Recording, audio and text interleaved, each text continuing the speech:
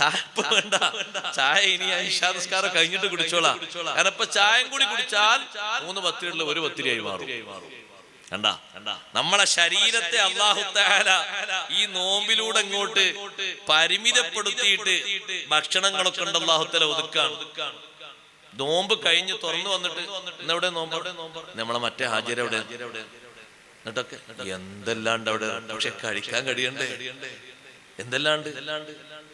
കുഴിമന്തി ആയിട്ട് അങ്ങനെ ഒന്ന്, സാധാരണ ബിരിയാണി വേറെ ഒന്ന്, ആടിന്റെ ഒരു ഭാഗം പൊരിച്ചിങ്ങനെ റെഡിയാക്കി കൊണ്ടുവന്ന് അങ്ങനെ ഒന്നും തൊടാൻ പറ്റിയില്ല.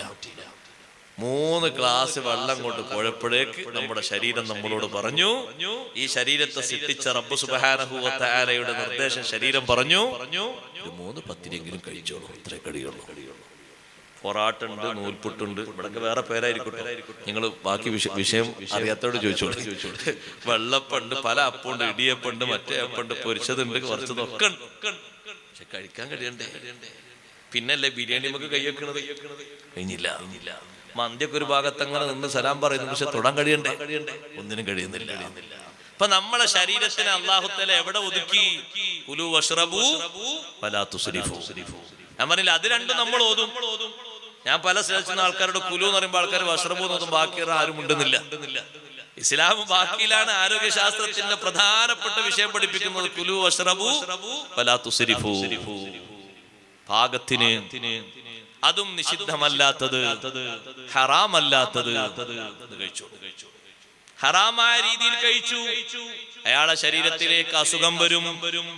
ഏതാണ് ഹറാമായത്? പന്നിമാംസം കഴിച്ചു, നായയുടെ മാംസം കഴിച്ചു, അതേപോലെ തന്നെ ശവത്തിന്റെ മാംസം കഴിച്ചു, നിഷിദ്ധമായ രൂപത്തിലുള്ള പാനീയങ്ങൾ കുടിച്ചു, രോഗങ്ങൾ വരുന്നു. ഹോസ്പിറ്റലിൽ പോയപ്പോ പറഞ്ഞു, എന്താ കാര്യം? ഒക്കെ പോയിട്ടുണ്ടല്ലോ, ഇയാൾക്ക് എന്തേലും കാര്യമായിട്ട് പ്രശ്നമുണ്ടോ? ഇയാൾക്ക് പ്രശ്നമൊന്നുമില്ല. പ്രശ്നമില്ലാതെ പോകൂലല്ലോ. അപ്പൊ ഡോക്ടർ അതിൽ നിന്ന് പതുക്കെ ഒരു ചെറിയ കഷ്ണം എടുത്തിട്ട് പരിശോധനക്ക് വിട്ടു. പരിശോധന പിറ്റത്താഴ്ച റിസൾട്ട് വന്നപ്പോ പറഞ്ഞു, ഇയാള് മറ്റേന്റെ അടിമയാണ്, മദ്യപാനത്തിന്റെ അടിമയാണ്. പോയി, ഒക്കെ പോയി. ഇനി എന്താ പണി? ഇനി എന്തെങ്കിലുമൊക്കെ രക്തത്തിന് എന്തെങ്കിലുമൊക്കെ താങ്ങും തണലും കൊടുക്കണ്ടേ? ഇനി ഡയാലിസിസ് ചെയ്യാം. പിന്നെന്താ മാർഗം? പിന്നെ വേറെ മാർഗങ്ങളൊന്നുമില്ല. അല്ലെങ്കിൽ കുറച്ചുകൂടി കഴിഞ്ഞാൽ ഇങ്ങനെ പോകും, മരുന്ന് കുടിച്ചിട്ട് ഡൗൺ ആവും. എന്താ പോയത്? 2 കിഡ്നിയും പോയി, വൃക്കയും പോയി. ഒന്നിനു പകരം താങ്ങാൻ അല്ലാഹു തആല അപ്പുറത്തൊന്ന് 2ഉം പോയി. എന്ത് ചെയ്യും? അയാളെ ഉള്ളില് ദഹിപ്പിക്കുന്ന തരത്തിൽ അല്ലാഹു തആല വെച്ച ഒരു സഞ്ചിയുണ്ട്. ആ സഞ്ചി മുഴുവനും ഓട്ടയായി പോയി, ദഹനം കിട്ടുന്നില്ല. അപ്പോഴാണ് ഭക്ഷിച്ച കുടിച്ച ആള് ചിന്തിക്കുന്നത്, അല്ലാഹ് പറഞ്ഞിരുന്നു, വലാ തുസ്രിഫു, പറ്റാത്തത് കഴിക്കരുത്, പറ്റാത്തത് കുടിക്കരുത്. പറ്റാത്തത് കഴിക്കുകയോ കുടിക്കുകയോ ചെയ്താൽ ആരോഗ്യം നിയന്ത്രിക്കാൻ പറ്റൂല, ആഫിയത്ത് ലഭിക്കൂല. പ്രായാധിക്യം കൊണ്ട് ശരീരത്തിന്റെ അവശത കൊണ്ട് വരുന്ന രോഗങ്ങളുണ്ട്, അത് ഇതിൽപ്പെട്ടതല്ല. അതൊരു പക്ഷേ പ്രായാധിക്യത്തിലും ചിന്തിക്കാത്ത പല വിഷയങ്ങളുണ്ടാകും. നമ്മളെ ആളുകൾക്ക് രാവിലെ ആയാൽ വൈകുന്നേരമായാലൊക്കെ ഇഷ്ടം പോലെ പലരും കഴിക്കുന്ന, ഇതൊരു ഹോട്ടൽ നടത്തുന്ന ആൾക്കാരുണ്ടെങ്കിൽ എന്നോട് വെറുപ്പൊന്നും വിചാരിക്കരുത്, ശബ്ദം കേൾക്കുന്നവരിലും. ഓൺലൈൻ ആളുടെ മനെ വല്ല വെറുപ്പൊന്നും വിചാരിക്കൂല. ഇഷ്ടം പോലെ നമ്മളെ ആളുകൾ വെട്ടി വീഴുന്ന ഒരു സാധനമാണെന്ത്? ലിവർ. അല്ലേ? കഴിവിന്റെ പരമാവധി കഴിക്കാതിരിക്കേണ്ട ഒരു സാധനമാണ് ലിവർ. ഹോട്ടലിൽ ചെന്നിട്ട് എന്താ ഉള്ളത്? ലിവറും പൊറാട്ടയും. ഒന്നോട്ടെ, ഇതാണ് അതിന്റെ സ്മെല്ല്. ശരീരത്തിന്റെ ഭാഗത്തുള്ള കേടായ രക്തങ്ങളും മറ്റുമൊക്കെ ഒരുമിച്ച് കൂടുന്ന ഒരു തരം ഒരു കവറിംഗ് ആണ് അത്. അവിടെയാണ് അത് പോയി ഒരുമിച്ച് കൂടുന്നത്. നമ്മളെ ശരീരത്തിലും അല്ലാഹു അങ്ങനെ സംവിധാനിച്ചിട്ടുണ്ട്. ഈ ശരീരത്തിന്റെ ഉള്ളിൽ ഇതിങ്ങനെ പൊളിച്ചിട്ട് ഇതിന്റെ ഉള്ളിലുള്ള ഘടന കണ്ടാലേ അപ്പോഴേ അറിയാം മനുഷ്യനെ അല്ലാഹു തആല സൃഷ്ടിച്ചതുപോലെ ലോകത്തൊരു സൃഷ്ടിയുമുള്ള സൃഷ്ടിച്ചിട്ടില്ല. മനുഷ്യനല്ലേ ഏറ്റവും നല്ല ഘടന കൊടുത്തത്, ഏറ്റവും നല്ല സൗന്ദര്യാർക്കാ ലോകത്ത് മനുഷ്യനാണ്. ലഖദ് ഖലഖ്നൽ ഇൻസാന ഫീ അഹ്സനി തഖ്വീം. മനുഷ്യനെ പോലെ സൗന്ദര്യം ഒരു ജീവിക്കും അല്ലാഹു തന്നിട്ടില്ല. ദഹിക്കാത്ത ഒന്നും നമ്മളെ ഉള്ളിലേക്ക് കയറൂല. നമ്മൾ കഴിക്കുന്നതില് ഒന്ന് ചവച്ചപ്പോ എന്തോ ഒന്ന് പ്രസ് ചെയ്യാത്ത ഒന്ന്, ശരിക്ക് അരഞ്ഞു പോകാത്ത ഒന്ന് പല്ലിൽ കുടുങ്ങി, നാവിൽ കുടുങ്ങി, കൈകൊണ്ട് നമ്മൾ എടുത്തു. നോക്കുമ്പോ ഒരു ഉള്ളിത്തോലാണ്, അത് ബാക്കിയിട്ടു. ഒരു തക്കാളിയുടെ തൊലിയാണ്, അത് പുറത്തിട്ടു. ഒരു വെളുത്തുള്ളിയുടെ വെള്ള ഉള്ളിയുടെ ഒരു തോലാണ്, ദഹിക്കൂല, അത് പുറത്തേക്കിട്ടു. ദഹിക്കുന്നത് മാത്രം അകത്തേക്ക് നമ്മൾ വിടുന്നു. ആലയിൽ കെട്ടിയിരിക്കുന്ന പശു ഒരു കൊട്ടയിലാക്കി ഇതിന് പുല്ല് കൊണ്ടുപോയി കൊടുക്കുമ്പോ അതിൽ മുള്ളുണ്ട്. അതിന്റെ നാവിന് മുറിവേൽക്കുന്ന ഇലകളുണ്ട്. ഉള്ളിൽ പെട്ടെന്ന് ദഹിക്കാത്ത തരം ചില ഇലകളും പുല്ലുകളുമുണ്ട്. മാറ്റി നിർത്തുന്നുണ്ടോ? മുഴുവനും അത് കടിച്ചു ഉള്ളിലേക്ക് പോകുന്നു. മനുഷ്യൻ അല്ലാഹു തആല തന്ന ആകാര സൗഷ്ഠവം, അല്ലാഹു തആല മനുഷ്യന് തന്ന ആകാര ഭംഗി, അവന്റെ കൈ കൊണ്ട് ദഹിക്കാത്തത് മുഴുവനും എടുത്തു മാറ്റിയിട്ട് ദഹിക്കുന്നത് മാത്രം ഉള്ളിലേക്ക് അവൻ കയറ്റി വിടുന്നു. ഇറച്ചി ഇങ്ങനെ ചവച്ചു നോക്കുമ്പോ പല്ലില് പിടിക്കുന്നില്ല, ആ ഇറച്ചി പുറത്തേക്ക് വെക്കുന്നു. എല്ല് കടിച്ചു നോക്കുന്ന സമയത്ത് ആ എല്ല് കാര്യമായിട്ട് പല്ലിലേക്ക് അമർന്ന് പിടിക്കുന്നില്ല, ചതയുന്നില്ല, പുറത്തേക്ക് മാറ്റുന്നു. ശരിയായ നിലക്ക് ചവച്ച് അരക്കാൻ പറ്റിയിട്ട് ഉള്ളിൽ ദഹനപ്രിയക്രിയകൾ നടത്തുന്ന ഭക്ഷ്യ വസ്തുക്കൾ മാത്രം ഉള്ളിലേക്ക് മനുഷ്യൻ കയറ്റി വിടുന്നു. ഇതേ മനുഷ്യൻ ഭക്ഷണം കഴിഞ്ഞ് വിശ്രമിക്കാൻ വേണ്ടി പോയി കിടക്കുമ്പോ നിങ്ങൾ നോക്കൂ സഹോദരങ്ങളെ, നമ്മൾ കിടക്കുന്നത് ഇസ്ലാം നിർദ്ദേശിച്ച രൂപത്തില് വലത്തെ ഭാഗത്തേക്കാണല്ലോ കിടത്തേണ്ടത്. ഖിബില ഭാഗത്തേക്ക് വലത്തെ ഭാഗം തിരിച്ചിട്ട്, ഖിബില ഭാഗത്തേക്ക് വലത്തെ ഭാഗം തിരിച്ചിട്ട്. ഒന്നുകൂടി മനസ്സിലായില്ലെങ്കിൽ ഖബറിൽ വെക്കും പോലെയാണ് കിടക്കേണ്ടത്. ഖബറിൽ വെക്കൽ അങ്ങനെയല്ലേ? പക്ഷേ ഖബറിൽ വെക്കുന്നതിൽ ചെറിയൊരു മാറ്റമുണ്ട്. കിടക്കുമ്പോ വലത്തെ കൈ വലത്തെ കവളിന്റെ ചുവട്ടിലാണ് വെക്കേണ്ടത് സ്റ്റാർട്ടിങ്ങില്. ചില ആൾക്കാർ രണ്ട് കൈയും ഒരു മഹത്തായ സ്ഥലത്ത് വേറെ സ്ഥലത്ത് കൊണ്ടേക്കും. അങ്ങനല്ല, വലത്തെ കൈ കവളിന്റെ തായ് ഭാഗത്ത്, ഇടത്തെ കൈ പിന്നെ ഒരു ഭാഗത്തുണ്ടാവും. രണ്ട് കൈയും കൂടി കൊണ്ടുവെക്കല്ല ഒരു ഭാഗത്ത്. അങ്ങനല്ല, ഇങ്ങനെ വലത്തെ കൈ ഇങ്ങനെ കവളിന്റെ ഭാഗത്ത് വെച്ച്. ഇങ്ങനെയാണ് സയ്യിദുനാ റസൂലുള്ളാഹി സ്വല്ലല്ലാഹു അലൈഹി വസല്ലം ഇറങ്ങിയത്. ഇങ്ങനെ കിടക്കുന്ന ഈ മനുഷ്യൻ അരമണിക്കൂർ കഴിയുമ്പോ മലർന്നുപോയി. ഉറക്കമുണർന്നോ? ഇല്ല. കുറച്ചു കഴിഞ്ഞപ്പോ ഇടത്തെ ഭാഗത്തേക്ക് ചെരിഞ്ഞുപോയി.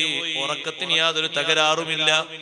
പറ്റാഞ്ഞിട്ടും ചില ആളുകൾ ഉറക്കിന്റെ സുഖം കൊണ്ട് കമീന്ന് പോയി. കമീന്ന് നടത്താൻ പറ്റുമോ? അല്ല, അത് കുട്ടികൾ ഇങ്ങനെ കിടക്കും. കുട്ടികൾ ഇങ്ങനെ പ്രാക്ടീസ് ആകാൻ വേണ്ടിയിട്ട് ആദ്യം ഒന്ന് ചെരിഞ്ഞ്, പിന്നൊന്ന് കമീന്ന്, പിന്നൊന്ന് എണീറ്റിരുന്ന്, പിന്നൊന്ന് പിടിച്ച്. കുട്ടികളുണ്ടാവും. ചില ആൾക്കാർ പറയും ആണുങ്ങൾക്ക് കമീന്ന് നടക്കാൻ പറ്റില്ല, പെണ്ണുങ്ങൾക്ക് പറ്റും. രണ്ടുകൂട്ടർക്കും പറ്റൂല. ആരോഗ്യസ്ഥിതി മനസ്സിലാക്കി നോക്കുമ്പോ ആ കിടത്തം രണ്ടാളുകൾക്കും ബുദ്ധിമുട്ടാണ്. പിന്നെ ഉറക്കിന്റെ ത്രില്ലില് പിന്നെ അവിടെ നമ്മൾ വളർന്നെടുത്തിൽ കാര്യമില്ല, അങ്ങനെ കിടക്കും. അങ്ങനെയാണല്ലോ, ഉറക്ക് പല രൂപത്തിലല്ലേ. അപ്പൊ ചില ആൾക്കാർക്ക് അതിന്റെ സുഖത്തിന് അല്പം കമീന്ന് കിടക്കും. കമീന്ന് കിടക്കൽ അത്ര നല്ലതല്ല. എന്നാൽ ഈ കമീന്ന് കിടന്നാൽ ഉറക്കം മുറിയുന്നുണ്ടോ? അപ്പൊ രാവിലെ എണീറ്റിട്ട് നമ്മളെ ഉറക്കിന്റെ ഈ ഗതി ഇങ്ങനെ കണ്ടിട്ട് ഒരാൾ പറഞ്ഞു, ഈ നമ്മളെ നാട്ടിലൊക്കെ ചിലപ്പോഴൊക്കെ ആളുകളുണ്ട് സർക്കസിൽ ഇങ്ങനെ മാറിക്കളിക്കല്.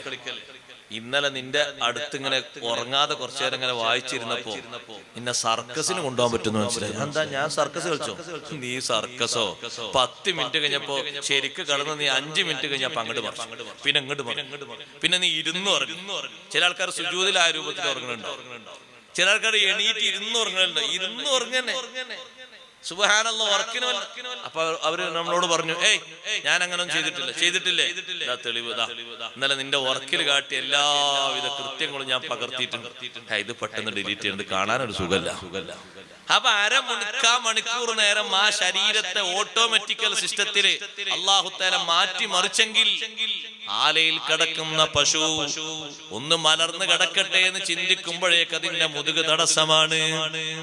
ഞാനൊന്ന് മലർന്ന് കിടക്കട്ടെ, മുതുകല്ല് പറയുന്നു ദയവ് ചെയ്ത് അരുത്.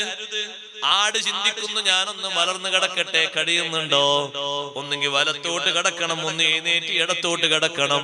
ഇത് കിടക്കുന്ന ഇടത്തുനിന്ന് സുഗമമായി സുന്ദരമായി തിരിയാനും അറിയാനുമുള്ള ശരീരത്തിന്റെ സൗന്ദര്യം അല്ലാഹു കൊടുത്തത് മനുഷ്യന് മാത്രമാണ്. എത്രമാത്രം വലിയ സൗന്ദര്യമാണ്. നിങ്ങൾ കണ്ടില്ലേ സഹോദരങ്ങളെ, ലോകത്തെ എല്ലാ വസ്തുക്കളിലും അല്ലാഹു തആല ഇണകളെ സൃഷ്ടിച്ചിട്ടുണ്ട്. സുബ്ഹാനല്ലദീ ഖലഖൽ അസ്വാജ കുല്ലഹാ മിമ്മാ തുംബിതുൽ അർളു വമിൻ അൻഫുസിഹിം വമിമ്മാ ലാ യഅലമൂൻ. എല്ലാ വസ്തുക്കൾക്കും അല്ലാഹു ഇണകളെ സൃഷ്ടിച്ചിട്ടുണ്ട്. പക്ഷേ മുഖാമുഖമായി ഇണചേരാൻ കഴിയുന്ന സൃഷ്ടിയാണ് മനുഷ്യൻ. പാമ്പും ഇണചേരുമ്പോ മുഖാമുഖമായി ഇണചേരാൻ കഴിയുന്നില്ല. കോഴിക്ക് കഴിയുന്നില്ല, മൃഗങ്ങൾക്ക് കഴിയുന്നില്ല, മറ്റു ജീവജാലങ്ങൾക്ക് കഴിയുന്നില്ല.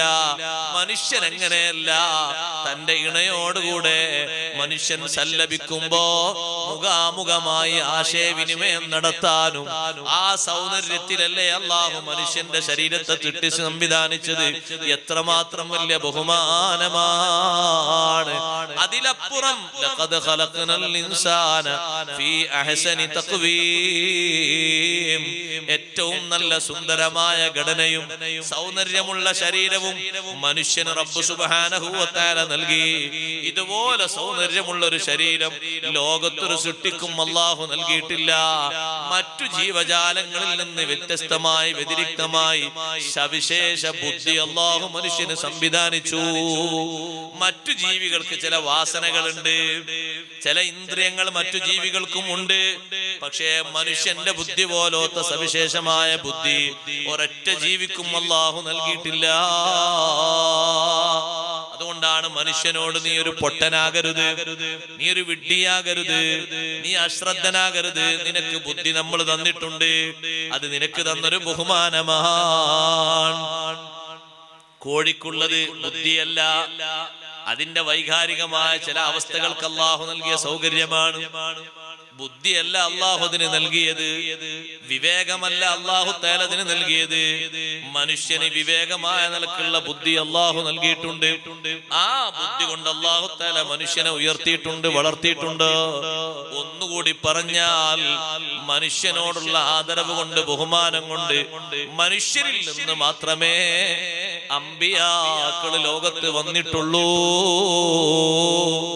ജിന്നുകളിൽ നിന്ന് അമ്പിയാക്കൾ വന്നിട്ടില്ല, മലക്കുകളിൽ നിന്ന് അമ്പിയാക്കൾ വന്നിട്ടില്ല. അമ്പിയാഇനെ അല്ലാഹു സൃഷ്ടിച്ചു വിട്ടത് മനുഷ്യരിൽ നിന്ന് മാത്രമാണ്. അത് മനുഷ്യൻ അല്ലാഹു തആല നൽകിയ ലോകത്തെ വലിയൊരു ബഹുമാനമാണ്. ഈ ബഹുമാനമുള്ള മനുഷ്യന്റെ ആരോഗ്യസ്ഥിതി നിലനിർത്താൻ റബ്ബ് സുബ്ഹാനഹു വ തആല ഒറ്റമൂലി നിർദ്ദേശിച്ചു.